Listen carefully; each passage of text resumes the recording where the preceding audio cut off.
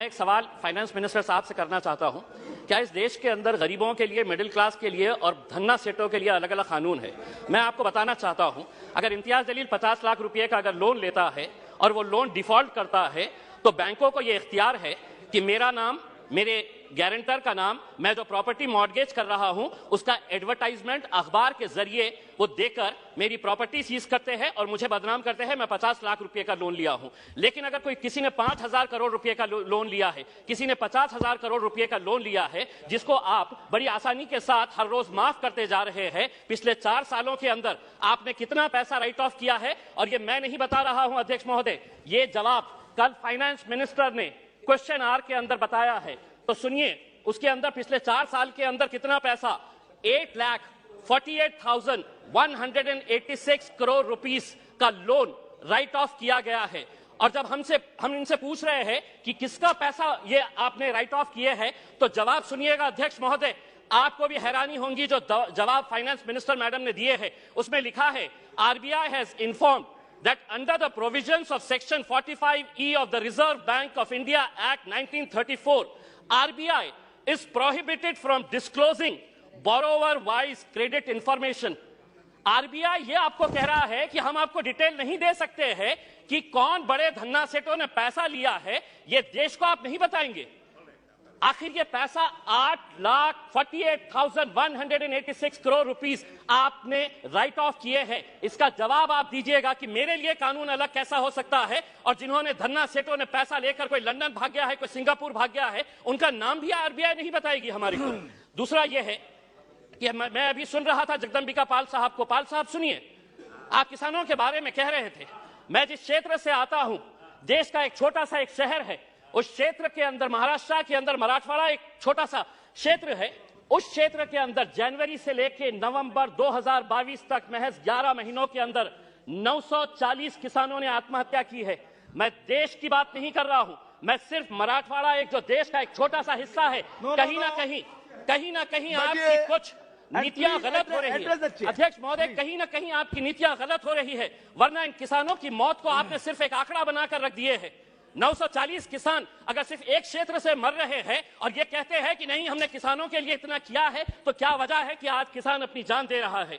आप ये कहते हैं कि प्रधानमंत्री उज्ज्वला गैस स्कीम के अंडर में आपने 10 करोड़ लोगों को दे दिए हैं। आप ये आंकड़ा बताइए, कितने ऐसे गरीब लोग जो पहले हम भी मानते हैं, हम भी खुश हुए थे, हमने भी स्वागत किए थे कि ये लोग जब अलग अलग तरीके से गैस की जगह पहले लकड़ी के ऊपर, कोयले के ऊपर है तो अपना खाना बनाते थे, आपने गैस दिए, लेकिन कितने लोग अब दोबारा रिफिल करने के लिए जाते हैं? क्या यह सच्चाई नहीं है कि पिछले 7 सालों के अंदर, 7 साल पहले गैस के सिलेंडर का रेट 450 रुपये था, आज आपने उसको 1,080 रुपये किए हैं, और ये उम्मीद कर रहे हैं कि आप जितना पैसा एडवर्टाइजमेंट के ऊपर लगा रहे हैं कि प्रधानमंत्री उज्ज्वला योजना के ऊपर, वही पैसा अगर आप दे देंगे तो शायद इन गरीबों को फायदा होगा।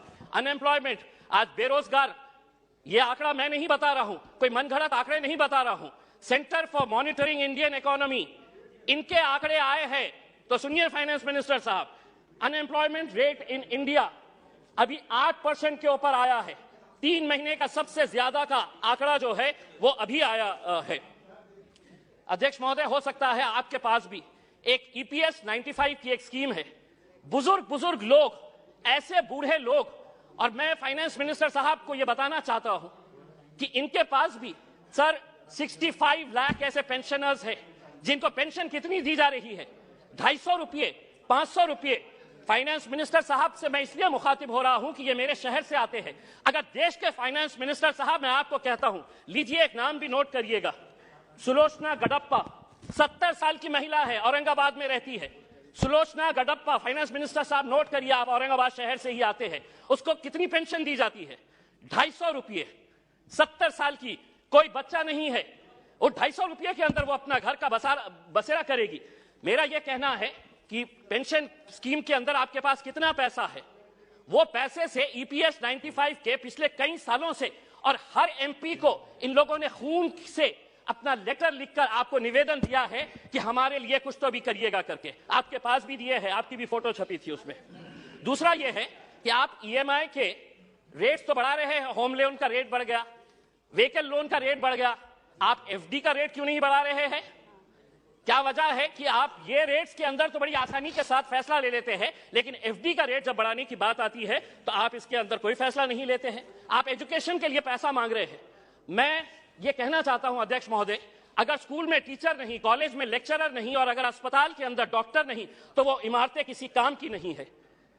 अगर वहां पर अगर आपके पास फैकल्टीज नहीं है, और ये भी मैं मनगढ़ंत नहीं बता रहा हूं, आप ही ने जवाब दिया है, सरकार ने लिखित में जवाब दिया है, यूनिवर्सिटीज के अंदर, सेंट्रल यूनिवर्सिटीज के अंदर प्रोफेसर्स कितनी, अध्यक्ष महोदय, प्रोफेसर्स की कितनी वैकेंसी है? 6180 प्रोफेसर्स की वैकेंसीज है। आईआईटीज और आईआईएम्स, बहुत सारे बीजेपी के हमारे सदस्यों ने कहा कि देखिए हमारे राज्य के अंदर हम कितने आईआईटीज और आईआईएम्स बना रहे हैं। इमारत बनाने से तालीम नहीं पहुंचाई जा सकती है, उसके लिए आपको लेक्चरर्स की जरूरत रहेगी। आईआईटीज के अंदर 4502 लेक्चरर्स प्रोफेसर्स की वैकेंसीज है। आईआईएम्स के अंदर 493 वैकेंसीज है।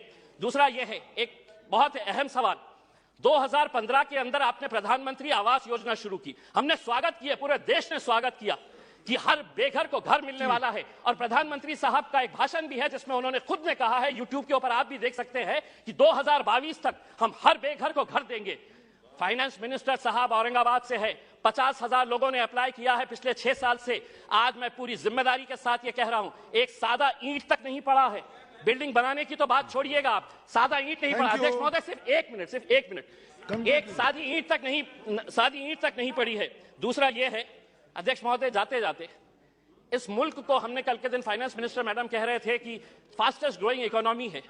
हम आपसे ये पूछना चाहते हैं, अगर आप एक इतने बड़े माइनॉरिटी के तबके को अगर आप पीछे रखेंगे और आप ये उम्मीद करेंगे कि देश चलेगा आगे, हम क्या कहना चाह रहे हैं? आप हमारी प्री मैट्रिक स्कॉलरशिप बंद कर दे रहे हैं, आप हमारी मौलाना आजाद रिसर्च फेलोशिप आप बंद कर दे रहे हैं। आप ये सोच रहे हैं कि अगर माइनॉरिटीज को हम पीछे रखेंगे तो देश आगे बढ़ेगा। देश को हम भी आगे बढ़ाना चाहते हैं। हम चाहते हैं कि आप सभी का साथ और सभी के विकास